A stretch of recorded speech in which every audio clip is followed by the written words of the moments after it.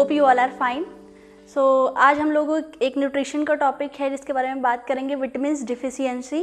Means vitamins की deficiency से क्या क्या हो सकता है बॉडी में, उसके बारे में बात करेंगे।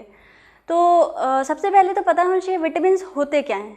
तो विटामिन्स वे जैविक तत्व हैं जो हमारे शरीर में थोड़ी थोड़ी मात्रा में ज़रूरत होती है, जिनसे हम स्वस्थ रहें और हमारे जीवन की जो गतिविधियां हैं वो संचालित होती रहें, आगे की तरफ चलती रहें। तो ये बहुत ही छोटे अमाउंट में हमारी बॉडी में ज़रूरत होती है इनको बहुत सारे टाइप्स में डिवाइड किया गया है।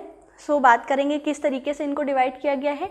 इनको 2 टाइप्स में डिवाइड किया गया है। पहला जो वसा में घुलनशील होते हैं, मीन्स फैट्स में जो घुल जाते हैं, सॉल्यूट हो जाते हैं। नेक्स्ट वन है जो जल में घुलनशील होते हैं।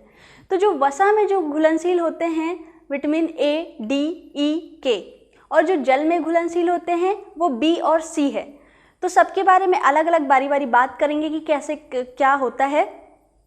मीन्स एक जो विटामिन है जैसे ए है, तो इसकी कमी से क्या होगा, कमी से लक्षण क्या आएंगे, इनके कार्य क्या हैं, तो उसके बारे में बात करेंगे। तो सबसे पहले विटामिन ए।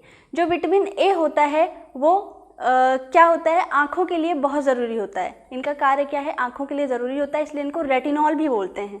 रेटिनॉल के इंजेक्शंस भी आते हैं, रेटिनॉल विटामिन्स के। ये आँखों के लिए ज़रूरी होता है, आँख की रोशनी को बनाता है।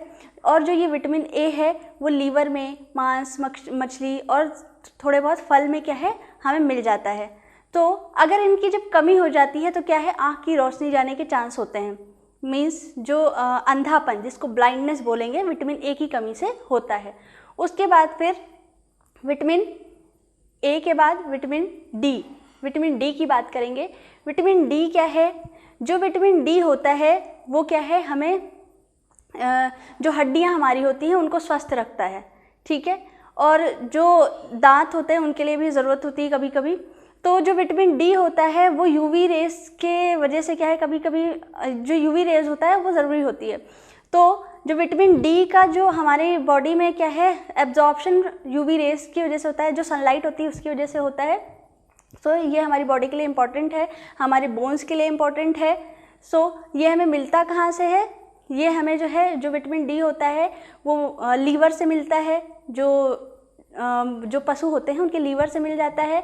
और फिर उसके बाद फिर जो ये विटामिन डी है, इनको 2 टाइप्स में डिवाइड किया है, vitamin D 2, vitamin D 3, 2 types में डिवाइड किया है। उसके बाद विटामिन ई। जो विटामिन ई होता है हमारी बॉडी में एंटीऑक्सीडेंट की तरह कार्य करता है, ठीक है। जो भी वेस्ट होते हैं, वेस्ट प्रोडक्ट होते हैं, जहरीले पदार्थ होते हैं, उनको बाहर करने में क्या है, ये मेन रोल का वर्क करते हैं। और जो विटामिन ई होता है ये हमें मांस, मछली और फल से क्या है, हमें मिल जाता है। और इनकी कमी से क्या है, विटामिन ई की कमी से हमें जो ये विटामिन ई होता है, विटामिन ई की कमी से क्या हो जाता है, जो भी एंटीऑक्सीडेंट मतलब जो जहरीले पदार्थ हमारी बॉडी में बन रहे हैं वो नहीं निकल पाते हैं, जिनसे हमें क्या होता है, बहुत सारी प्रॉब्लम्स आने लगती हैं, डिजीज़ कंडीशंस इसमें होने लगती है। उसके बाद विटामिन ए, डी, ई के बाद विटामिन के आता है। जो विटामिन के है ये भी वसा में ही घुलनशील है। और जो विटामिन के है ये हमारी बॉडी में कैसा वर्क करता है, एज अ एंटीकोगुलेंट वर्क करता है। सो एज अ एंटीकोगुलेंट मतलब ब्लीड होने से रोकता है, ब्लीडिंग, जैसे चोट लग गई तो बहुत ज़्यादा क्या है, खून बहने से रोकता है। जब इसकी कमी होती है तो क्या है, कोगुलेशन नहीं होता है हमारी बॉडी में।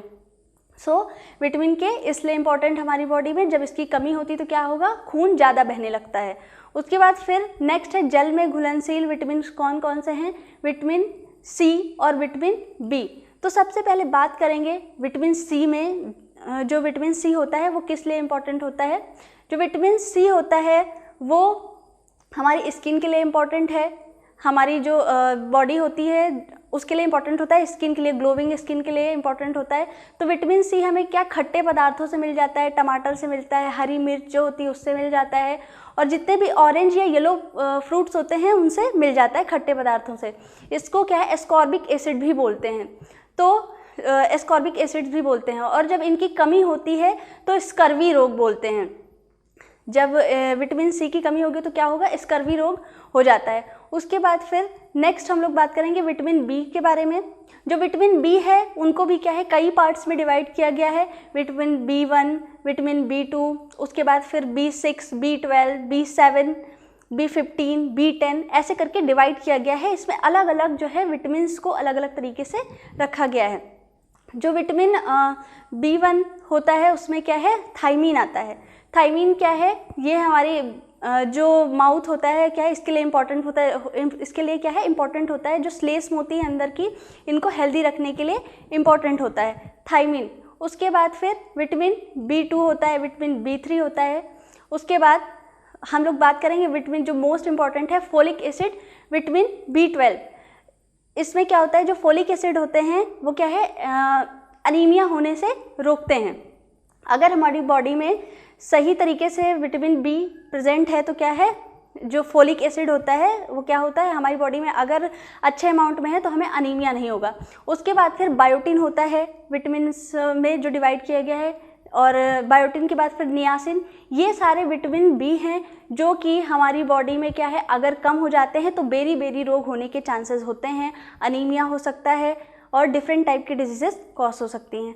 सो आज हम लोगों ने बात किया वसा में घुलनशील विटामिन के बारे में और जल में घुलनशील विटामिन के बारे में। Hope you all understand. Thank you for watching the video. Bye for the next video.